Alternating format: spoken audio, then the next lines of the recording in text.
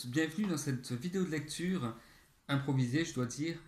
Mais avant de commencer à vous lire plusieurs extraits du livre que j'ai choisi aujourd'hui, je tenais à vous remercier chacune et chacun pour vous être abonnés à cette chaîne. Merci infiniment, vous êtes déjà 115 abonnés, c'est vraiment superbe. Je vous invite à partager ces vidéos, à vous abonner si vous ne l'avez pas encore fait. Sachez que l'abonnement est entièrement gratuit, sans aucune obligation quelconque. Voilà, vous pouvez tout à loisir venir écouter ces différentes vidéos de lecture, de découverte que je peux faire et partager avec vous. À la fin de cette vidéo, vous aurez la possibilité justement de vous abonner à cette chaîne, Alexandre Bontemps. Je vous remercie et je vais commencer donc par vous lire donc des extraits de ce livre de Jacques Salomé. Et si nous inventions notre vie, voilà. Nous en sommes, chacun avance à son rythme, chacun découvre des choses, vit des expériences. Pour ma part, je réalise des projets qui me sont chers, auxquels je tiens beaucoup, et voilà, je fais tout pour les concrétiser. Ça prend du temps parce que des fois on se laisse envahir par des pensées limitantes, on se laisse submerger par des conditionnements dans lesquels on nous a enfermés. On s'est laissé enfermer, je dois dire, puisqu'en fait on n'a pas trouvé de responsable, nous sommes nous-mêmes maîtres de nos vies. Et dans ce livre, effectivement, on apprend, ce sont des textes inspirants qui m'a permis en tout cas de pouvoir avancer et d'en être où j'en suis aujourd'hui. Je vais commencer par un premier texte qui s'appelle Quand j'étais plus jeune. Je commence. Quand j'étais plus jeune, beaucoup plus jeune, hein, il y a déjà pas mal de temps, je disais parfois quand j'aurai plus d'argent, quand je serai à la retraite, quand je serai plus âgé, je ferai tout plein de choses, et plus encore. Et plus tard encore, quand je suis devenu moins jeune, je disais de plus en plus souvent plus tard, j'aurai le temps de faire. Je prendrai vraiment le temps de vivre. Je réaliserai plein de choses, des projets, une foultitude de tout ce que j'avais prévu de faire. De rêves à vivre, de voyages, de lecture.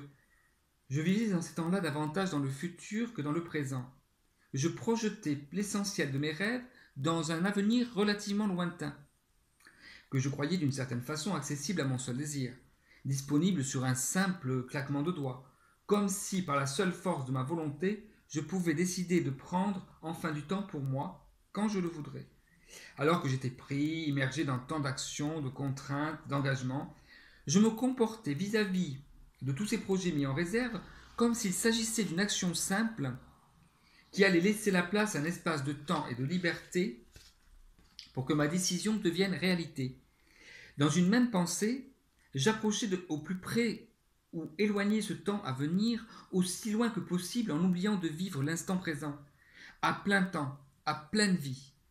Ainsi, je remettais parfois l'essentiel de ma vie à demain, en oubliant ce que ma grand-mère disait avec son humour bien à elle. À quoi bon remettre à demain ce que l'on ne peut faire avec une? Avec l'âge qui est venu plus vite que je ne pensais, je sens que je n'ai plus de temps à perdre, que ce n'est pas à demain qu'il faut me remettre l'essentiel de ma vie, mais tout de suite, mais dans chaque parcelle du moment présent. Et je découvre avec un étonnement mêlé d'admiration que le temps est incroyablement mobile, transformable, extensible. Bien sûr, on ne peut le thésauriser. Il n'est pas possible de garder un peu d'aujourd'hui pour un demain ou un après-demain. C'est folie que de penser préserver ou réserver un seul moment, aussi petit soit-il, pour l'ajouter à un autre, ou tenter de conserver un peu de présent pour agrandir, allonger un temps à venir. Mais en acceptant d'être présent au double sens de cadeau, et d'ici et maintenant, à une relation, un échange, un partage, je sens alors combien le temps devient plus vaste, plus plein, plus habité de possibilités, en me donnant les moyens de ne pas polluer mon présent par des pensées assassines ou négatives, en ne me laissant pas entraîner à des regrets, des amertumes, des reproches sur ce qui s'est passé ou pas passé, sur ce que j'ai fait ou pas fait, en ne cultivant pas les ressentiments, car ma grand-mère, toujours elle, disait « Il arrive parfois que le ressenti ment ».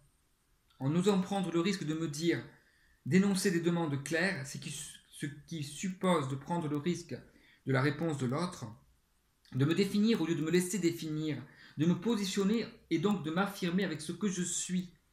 Je découvre combien j'améliore la qualité de mon présent, combien j'arrive à introduire dans les fibres secrètes du temps un nouveau goût de liberté et de créativité. C'est curieux, à mesure que mon temps de vie à venir se rétrécit, mon temps au présent s'accélère et grossit, et parfois me laisse en retard sur lui. Mes journées d'aujourd'hui devraient avoir 72 heures, mais d'en être conscient ne m'aide pas à mieux les vivre. Ce que je sais, c'est que je pense de moins en moins à l'avenir. Celui-ci est devenu moins présent et laisse ainsi plus d'espace à aujourd'hui. Il ne s'agit pas d'une fuite, mais d'un recadrage que je trouve très sain. Je suis plus présent au présent et je laisse l'avenir à sa place, avec ou sans moi. Voilà, donc c'est vraiment un texte sur l'instant présent, sur l'importance de vivre maintenant et de vivre les choses maintenant. Voilà, vous pouvez mettre en commentaire ce que vous en pensez, me dire comment vous vivez les choses, vous, comment vous vous percevez cette situation, votre situation. Il était question dans ce texte de demande. Donc je vais vous lire un texte sur la difficulté justement à demander. Pour certaines personnes, faire des demandes est quasi impossible. Surtout ne pas demander.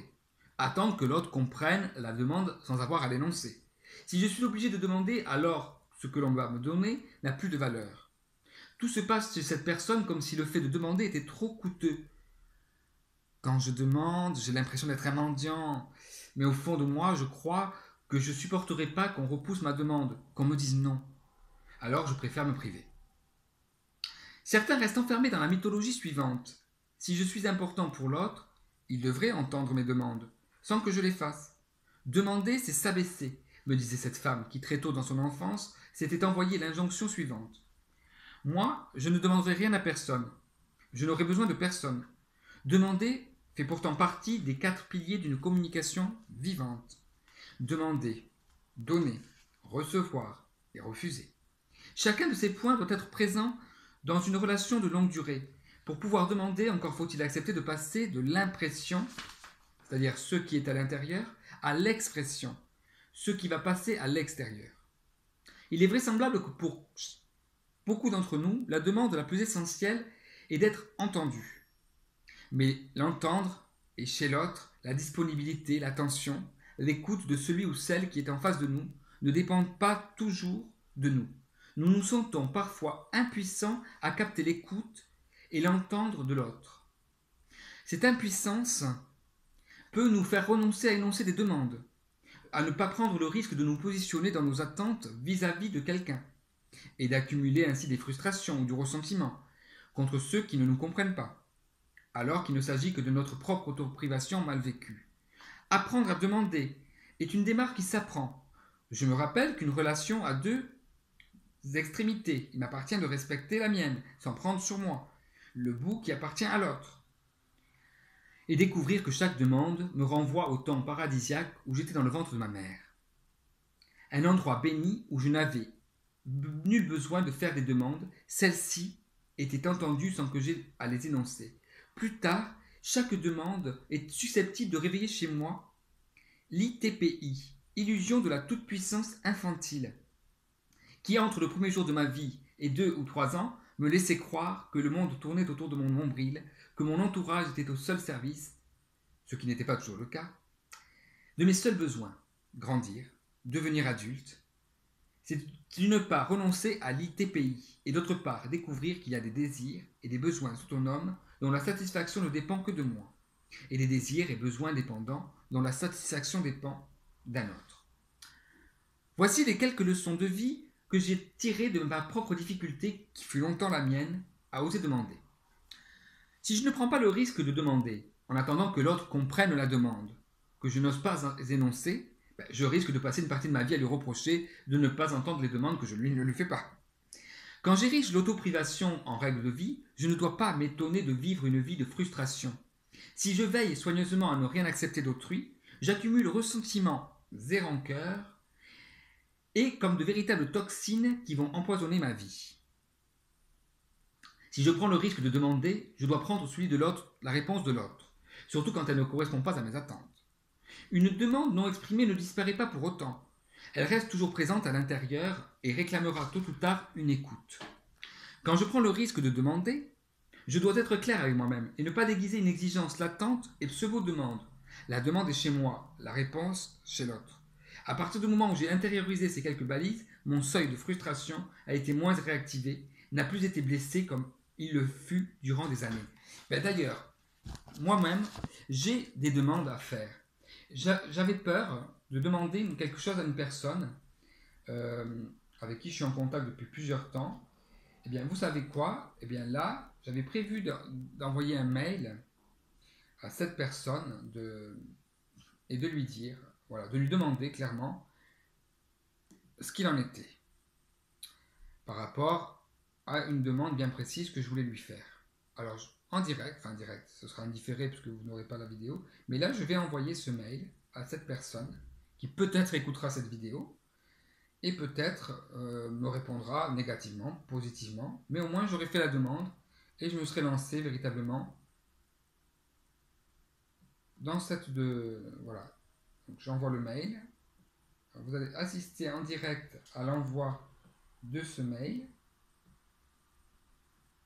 et la réponse, vous la verrez peut-être un jour. Ça dépendra de cette réponse. Voilà. Le mail est parti. La demande est faite. Avant de clôturer et de finir cette vidéo, je vais vous lire un dernier texte. Et puis si vous le voulez bien, de toute façon, je vais le faire quand même. Je vais vous lire un dernier texte.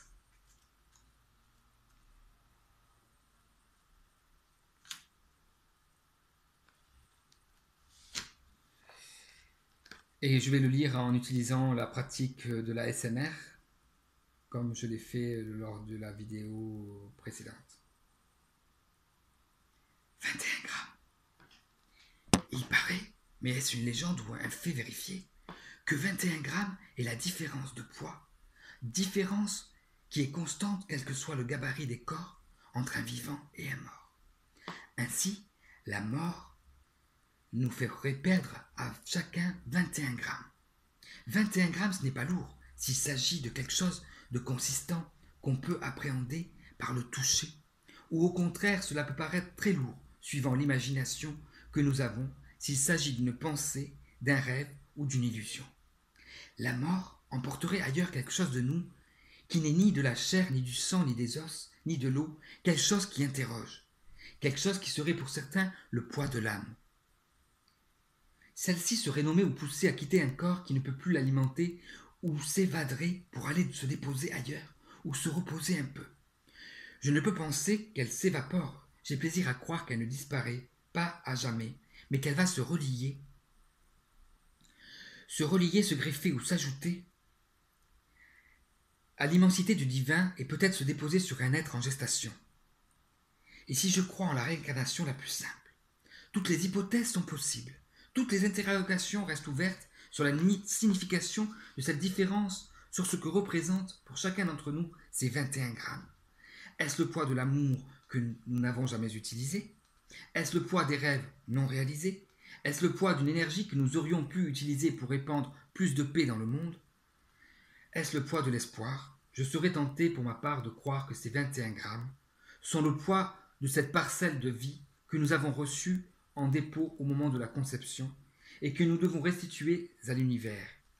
Comme si nous devions prendre au moment de la mort à l'univers cette parcelle de vie qui nous a accompagnés tout au long de notre existence. J'aime cette idée, même si j'imagine que certains d'entre nous ont pu, par leur action, leur engagement de vie, leur dynamique personnelle, agrandir, augmenter cette parcelle de vie et ainsi être en mesure de pouvoir restituer et remettre en circulation dans l'univers plus de vie qu'ils n'en ont reçu. Ah, ces 21 grammes m'ont fait beaucoup cogiter, rêver, anticiper, et me perdre aussi parfois dans ce qui reste pour moi le mystère de notre présence sur Terre.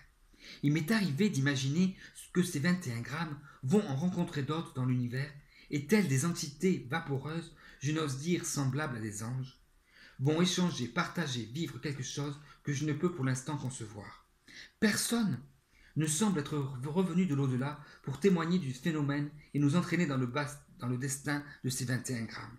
La biologie va-t-elle un jour nous éclairer et nous confirmer qu'il s'agit d'une contraction et nos sels minéraux ou de nos sels minéraux ou d'une évaporation de quelques acides aminés? Qu'importe au fond, pour l'instant, ils sont encore en moi ces 21 grammes. J'y tiens.